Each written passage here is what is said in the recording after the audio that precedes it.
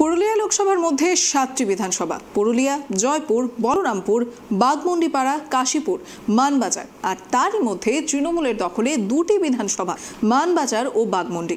বাকি 5টি বিজেপির দখলে। এই মুহূর্তে লোকসভার আবহে কি পরিস্থিতি পুরুলিয়া লোকসভাতে? পাশাপাশি সাধারণ মানুষ থেকে প্রার্থীরা কি জানাচ্ছেন দেখুন। এপ্রিলের শুরুতেই পুরুলিয়ায় তাপমাত্রা রয়েছে 40 ডিগ্রি ছুঁই এবং এই আবহে বিভিন্ন রাজনৈতিক দলের প্রার্থীরা একেবারে জোর কদমে চালাচ্ছেন প্রচার। সকাল থেকে সন্ধ্যা পর্যন্ত পুরুলিয়া লোকসভা কেন্দ্রে বিভিন্ন প্রান্তে প্রান্তে গিয়ে প্রচার সারছেন তারা। এই পুরুলিয়া লোকসভা কেন্দ্রে ভোট গ্রহণের দিন রয়েছে 25শে মে এবং সেই দিনকে সামনে রেখে একেবারে বলা যেতে পারে রাজনৈতিক পারদ একেবারে উত্তপ্ত। সকাল থেকেই কিন্তু সন্ধ্যা পর্যন্ত বিভিন্ন রাজনৈতিক দলের নেতৃত্বরা তাদের প্রার্থীকে নিয়ে বিভিন্ন জায়গায় প্রচার সারছেন এবং দেখা যাচ্ছে সকালবেলা এবং সন্ধ্যাবেলা বিভিন্ন চায়ের আড্ডায়ও কিন্তু বেশ রাজনৈতিক বিষয় নিয়েও কিন্তু আলোচনা করছে। এই বিষয়ে এই পুরুলিয়া লোকসভা কেন্দ্রে নিয়ে আম জনতা থেকে শুরু করে প্রার্থীরা কি বলছেন শোনাবো আপনাদের। দেখুন, ভোট প্রচারে মানুষের কিন্তু উৎসাহ উদ্দীপনা ব্যাপক আছে। তার কারণ বিগত দিনে মানুষ দুটো সরকারকেই দেখেছে। একটা হচ্ছে মামাটি মানুষের একটা সরকার, আমাদের তৃণমূল কংগ্রেসের নেতৃত্বে, মমতা ব্যানার্জির নেতৃত্বে মামাটি মানুষের সরকার চলছে রাজ্যে, আর কেন্দ্রে নরেন্দ্র মোদীর নেতৃত্বে বিজেপির সরকার চলছে।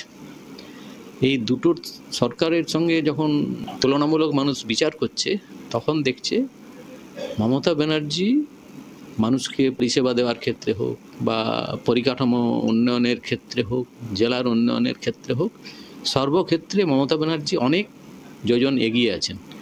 আর কেন্দ্রে যারা বিজেপি সরকার, তারা কিন্তু মানুষের জন্য কোনোরকম কোনো উদ্যোগও গ্রহণ করেনি।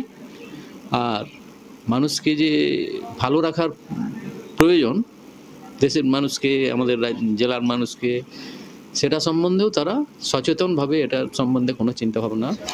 দেখুন, প্রচারে অভূতপূর্ব সাড়া আছে।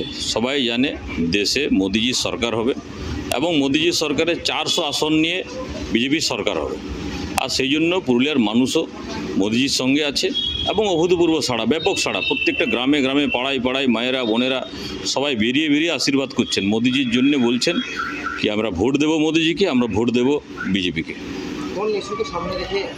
অনেকগুলো ইস্যু আছে। পশ্চিমবাংলাতে ইস্যুর অভাব নেই। কেন্দ্র সরকারের যে 10 বছরের সাফল্য আপনারা হয়তো জানেন, দেখেওছেন কি যে দ্রুত গতিতে কেন্দ্র সরকারের বিভিন্ন প্রকল্পের একগুচ্ছ প্রকল্প, একটা যদি আমি নাম করতে থাকি তো আধ ঘন্টার উপর সময় লেগে যাবে।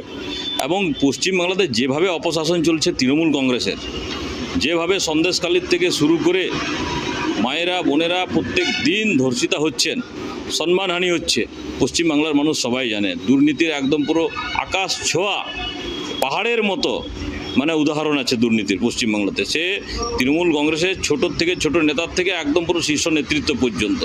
তো সেই জন্য মানুষ জানে এই চোরের দলকে পশ্চিমবাংলা থেকে বিদায় দিতে হবে এবং এই নির্বাচনে পশ্চিমবাংলার থেকে 35টির উপরে আসন মাননীয় গৃহমন্ত্রী যে বলে গেছেন কি পশ্চিমবাংলার মানুষ এবারে 35টার বেশি আসন মাননীয় প্রধানমন্ত্রীকে দেবে এবং সেই সংকল্প নিয়েই মানুষ আশীর্বাদ করছে না, সেই শুনেই যাচ্ছে।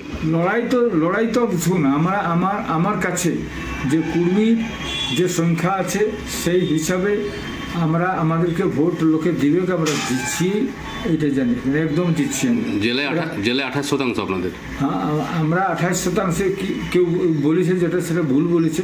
42% আমরা আছে পুরুলিয়ায়।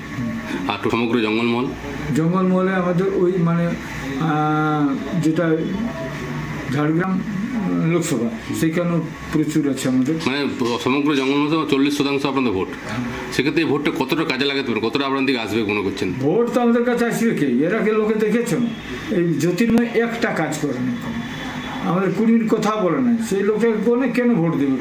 আর একে তো জানে তাই নাকি ঠিক আছে দেখছি, হ্যাঁ এই তো শান্তিরামের কথা, তোগুলো তো জানবে কি? ভালো হবে এই প্রত্যাশা নিয়েই তো রাজনীতি লড়াই করি।